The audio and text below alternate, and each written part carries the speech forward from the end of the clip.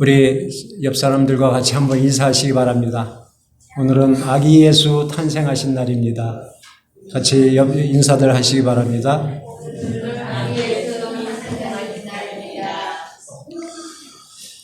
예수님의 탄생 소식은 창세기 3장 15절에 보면 원시복음으로 기록되어 있습니다.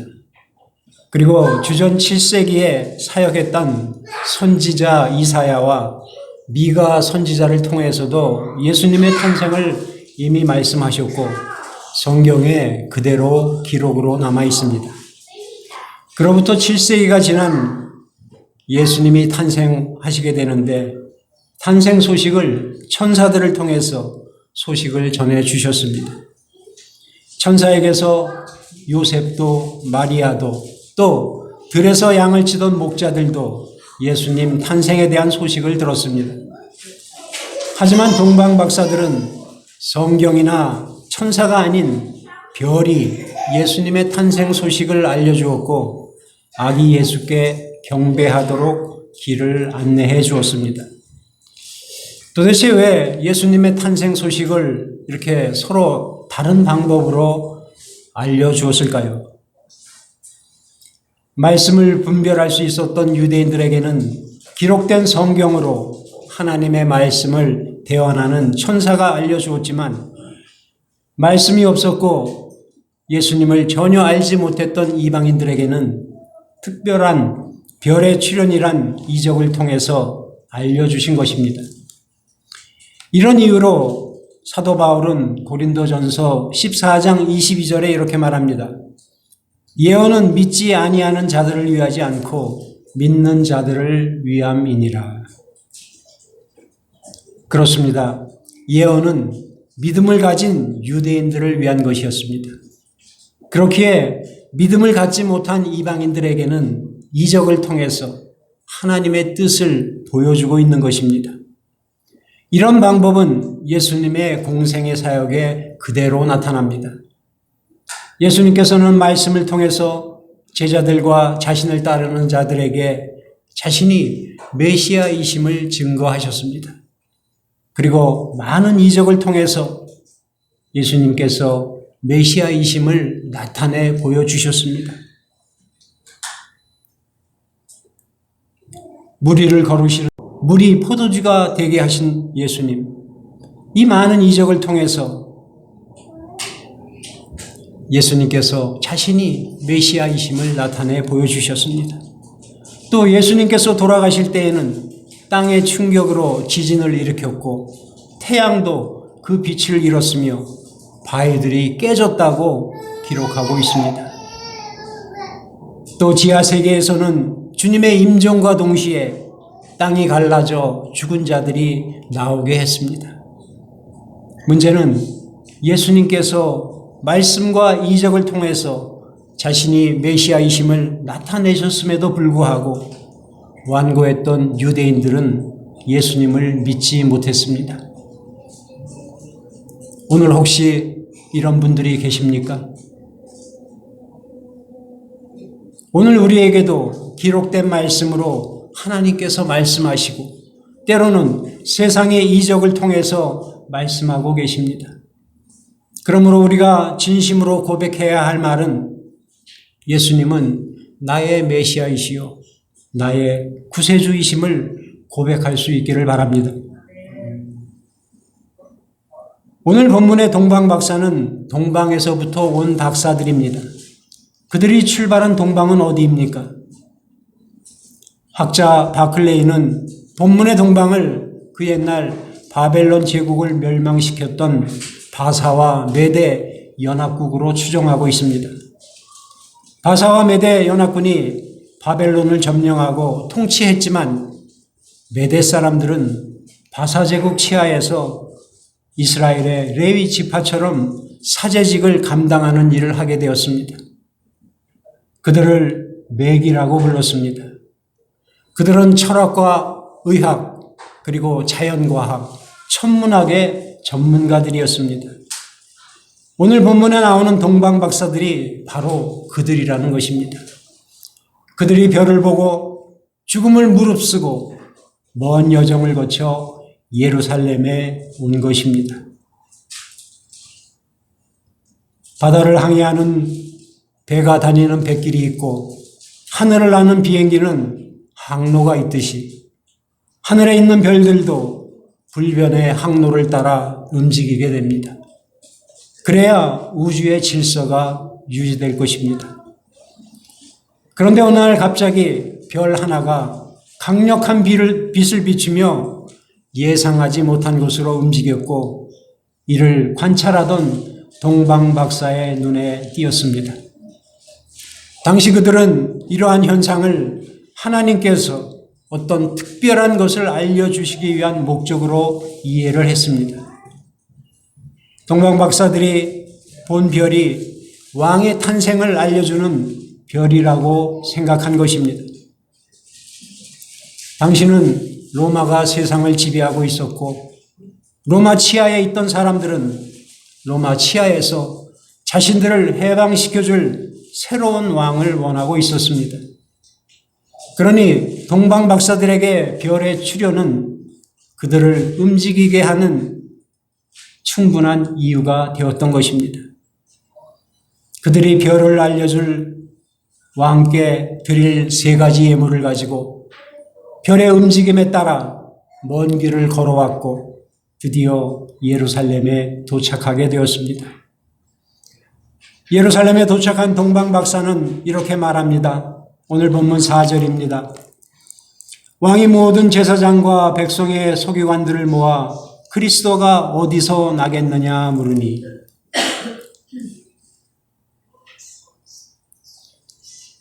지금 예루살렘에는 헤롯 대왕이 통치하고 있습니다. 그런데 헤롯 말고 새로운 왕이 어디 있느냐라고 물으니 이 말에 듣는 사람들이 모두 충격을 받게 됩니다. 발 없는 말이 천리 간다는 말이 있듯이 동방 박사의 이 말은 예루살렘 주변에서부터 헤롯 대왕의 귀까지 들어가게 되었습니다. 동방 박사의 이 한마디 말에 예루살렘 전체가 소동을 일으키게 되었습니다. 특별히 왕이었던 헤롯에게는 너무나 충격이었습니다. 헤롯은 에돔인의 피가 흐르는 유대인입니다. 그는 여러 전쟁과 특히 팔레스틴 전쟁에서 로마의 공로를 세워 로마가 그를 신임해서 주전 47년에 총독으로 임명하게 됩니다. 그리고 7년 후 주전 40년에 왕이 되었습니다. 헤롯은 유대인의 민심을 얻기 위해 화려하게 헤롯 성전을 건축했습니다. 또 나라가 어려울 때에는 세금을 감해 주었고 또 기근이 심할 때에는 굶주린 백성들을 위하여 자기가 사용하던 금접시를 녹여서라도 구제를 할 정도로 유대인들에게 유화 정책을 쓰기도 했습니다. 하지만 그에게는 치명적인 약점이 있었습니다. 왕의 권력에 대한 도전은 애초에 씨를 말릴 정도로 심했습니다. 가족이든 누구든 자기 왕위를 뺏으려고 한다면 무조건 죽였습니다. 심지어 자신의 아내와 장모와 자녀들까지도 죽이게 됩니다. 그런 헤롯을 로마 황제는 이렇게 비꼽니다. 헤롯의 아들이 되기보다는 헤롯의 돼지가 되는 것이 더 안전하리라. 이렇게 권력에 대한 의심증이 많은 헤롯에게 동방 박사가 유대인의 왕으로 나신 이가 어디 있느냐라고 물었으니 얼마나 충격을 받았겠습니까? 헤롯은 메시아 탄생에 대해 알만한 전문가들을 급히 소집하게 됩니다. 당시 종교 귀족층인 대제사장들과 또 성경과 율법의 전문가인 서기관들을 불러서 묻게 됩니다. 그들은 고심한 끝에 미가서 5장 2절 말씀대로 예루살렘에서 남쪽으로 약 10마일 떨어진 베들레헴에서 메시아가 탄생한다고 말하게 됩니다. 이렇게 대제사장, 서기관, 헤롯 모두 유대인이 기다리던 메시아가 베들레헴에서 탄생하신다는 것을 알게 되었습니다. 그러나 그들은 자신이 직접 가지 않고 동방 박사에게 이렇게 말합니다. 가서 아기에게 대하여 자세히 알아보고 찾거든 내게 고하여 나도 가서 그에게 경배하게 하라. 예루살렘에서 아무런 정보를 얻지 못한 동방 박사들은 다시 남쪽을 향해 내려가게 됩니다. 그때 그동안 그들을 인도했던 별들이 다시 나타나게 됩니다. 그 별을 따라 내려갔더니 예수님께서 탄생하신 베들레헴에 도착하게 됩니다. 이 그림은 레오나르도 다빈치가 그린 그림입니다.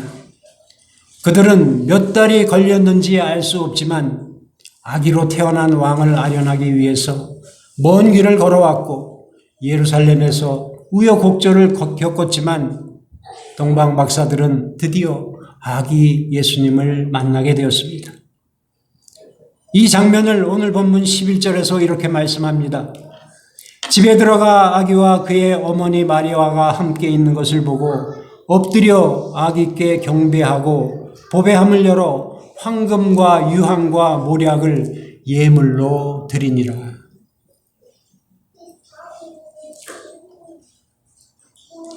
우리가 베들레헴 경내 이야기에서 많은 것을 생각해 볼 수 있지만 오늘은 동방 박사들이 예수님께 드린 이 세 가지 예물, 황금과 유황과 모략에 대해서 말씀을 나누도록 하겠습니다. 먼저 황금은 왕에게 드리는 선물입니다. 역사가 세네카는 말하기를 페르시아에서는 당시 그 누구도 황금을 가지지 않고는 왕에게 나아갈 수 없다고 했습니다. 왕을 만날 때에는 반드시 이 황금을 준비해야 해서 나아갔다고 합니다. 사람들이 가진 금속 중에 황금은 가장 가치가 있었습니다. 그래서 황금을 금속의 왕이라고 합니다. 마찬가지로 예수님께서 만왕의 왕이심을 인정하는 선물이 바로 이 황금이었던 것입니다. 아기 예수께 바친 이 황금은 예수님은 왕이라는 고백이 들어있는 것입니다. 두 번째 유황은 하나님께 드리는 제물입니다. 제사장들이 유황을 사용했기에 제사장을 위한 선물이라고 말하기도 합니다. 유황은 제사장들이 성전 예배와 희생 제사 때 사용하는 것입니다. 레위기 2장 1절 2절에 보면 누구든지 소재의 예물을 여호와께 드리려거든 고운 가루로 예물을 삼아 그 위에 기름을 붓고 또 그 위에 유황을 놓아 아론의 자손 제사장들에게로 가져올 것이요 제사장은 그 고운 가루 한 움큼 기름과 그 모든 유황을 가져다가 기념물로 제단 위에서 불사를 지니 이는 화제라 여호와께서 향기로운 냄새니라 라고 기록하고 있습니다. 또한 제사장을 나타내는 라틴어는 폰티펙스입니다. 이는 다리를 세우는 자란 의미가 있습니다. 제사장은 인간과 하나님 사이에 다리를 세워서 서로 교제하게 하는 역할을 한 것입니다. 이는 영원한 대제사장이신 예수 그리스도를 의미하는 것입니다. 하나님을 향하여 길을 여신 분이 바로 예수 그리스도이십니다. 그러니 유황을 선물한 것은 예수님은 제사장이라는 고백이 되는 것입니다. 세 번째 모략은 메시아라는 의미로 사람의 시신에 바르는 약품입니다. 예수님께서 죽으시기 위하여 인간의 몸을 입고 이 땅에 오셨다는 것을 이 모략을 통해서 알려주신 것입니다. 예수님의 생애는 모략으로 시작해서 모략으로 끝났습니다. 예수님이 이 세상에 탄생하셨을 때 동방 박사들로부터 모략을 선물로 받았고, 또 예수님께서 돌아가실 때 마지막으로 받은 선물도 모략이었습니다. 예수님께서 세상을 떠나자 니고데모가 모략과 침향을 가지고 와서 예수님의 시체에 발랐다고 기록하고 있습니다. 메시아란 기름 부음 받은 자입니다. 이 말은 곧 예수 그리스도라고 하는 의미입니다. 그렇습니다. 예수님께서는 양치는 목자가 양을 지키기 위해 목숨을 버리듯이 죄인된 우리를 위하여, 우리를 구원하시기 위하여 이 세상에 오신 것입니다. 그런 면에서 동방 박사들이 드린 황금은 왕을 위한 것이고, 유황은 하나님을 위한 것, 좁게는 제사장을 위한 것이고, 모략은 인간으로 죽으려고 오신 예수 그리스도의 죽음을 위한 선물인 것입니다. 동방 박사들이 자신들이 드린 예물을 통해 자신들이 경배한 메시아가 누구인지 분명하게 선포하고 있는 것입니다. 예수님께서는 우리의 왕이시고 하나님이시며 우리를 위하여 죽으실 분이라는 것입니다. 그래서 이 세 가지를 완벽하게 인정하고 그에 맞는 예물을 준비해서 드린 것입니다. 그렇다면 오늘 우리가 성탄주의를 맞아 예수님을 탄생을 축하하며 예수님께 드려야 할 예물은 무엇입니까?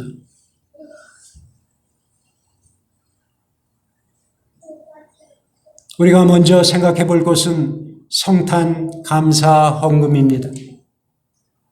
그렇습니까?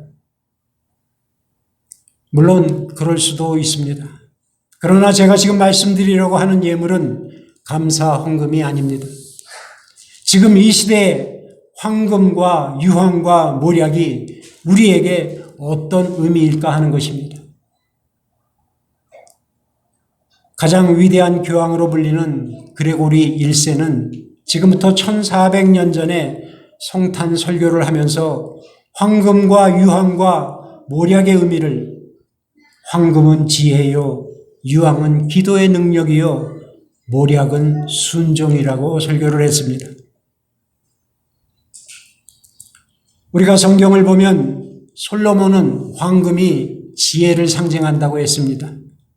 그래서 잠언 21장 20절에 지혜 있는 자의 집에는 귀한 보배와 기름이 있으나 미련한 자는 이것을 다 삼켜버리느니라 라고 기록하고 있습니다.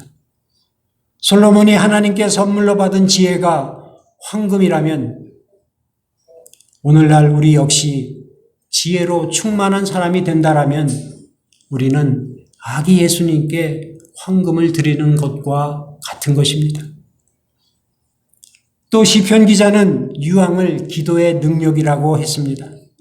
시편 141편 2절에 나의 기도가 주의 분향함과 같이 되며 나의 손드는 것이 저녁 제사같이 되게 하소서. 우리가 만약 우리 마음에 소원을 두고 간절히 기도하는 사람이 된다면 바로 유황을 예수님께 선물로 드리는 동방 박사가 되는 것입니다. 마지막으로 모략은 죽기까지 주님께 순종하는 것이라고 했습니다. 예수님께서 우리를 위하여 죽으시기 위하여 이 땅에 오셨듯이 오늘 주님을 따르는 우리도 죽기까지 순종해야 함을 말하고 있습니다. 옛사람이 죽고 새 사람이 되어 영원한 생명을 가진 자로 예수님을 위해서 순종하는 삶을 살겠다고 이 시간 결단한다면 우리도 모략을 주님께 드리게 되는 것입니다. 바라기는 저와 여러분 모두가 이 세 가지 예물을 예수님께 드리게 되시기를 바랍니다. 동방 박사는 예수님을 경배하고 이 세 가지 선물을 드린 후에 출발했던 동방으로 다시 돌아가는데 그때부터는 별의 지시를 받지 아니하고 천사의 말을 듣고 움직이게 됩니다. 오늘 본문 12절입니다. 그들은 꿈에 헤롯에게로 돌아가지 말라 지시하심을 받아 다른 길로 고국에 돌아가니라. 이 말은 드디어 예수님을 만난 자의 삶이 시작되었다는 이야기입니다.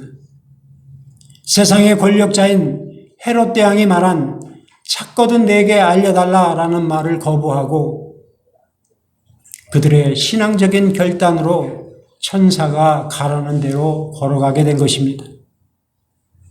그렇다면 오늘 예수님의 성탄을 축하하려고 또 경배하려고 이 자리에서 예배하시는 저와 여러분이 가야 할 길은 어떤 길입니까? 세상 길이 아닙니다. 영생의 길, 믿음의 길, 순종의 길입니다. 바라기는 오늘 성탄주의를 맞아 이제 저와 여러분이 걸어갈 길은 이전부터 걸어왔던 길이 아니라 영원한 생명의 길, 믿음의 길, 순종의 길임을 기억하시고 그 길을 걸어가기를 결단하시는 저와 여러분이 되시기를 주님의 이름으로 간절히 축복하며 기도합니다.